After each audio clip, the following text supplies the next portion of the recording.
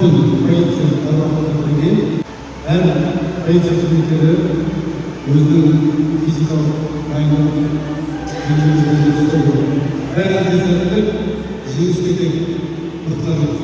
Маңғыстау облысы полиция департаменті Динамо дене шынықтыру спорт қоғамы кешенінде басқарма дербес бөлімдер арасында департамент бастығының кубогына арналған шағын футболдың 2023 жылғы чемпионаты қорытындыланды.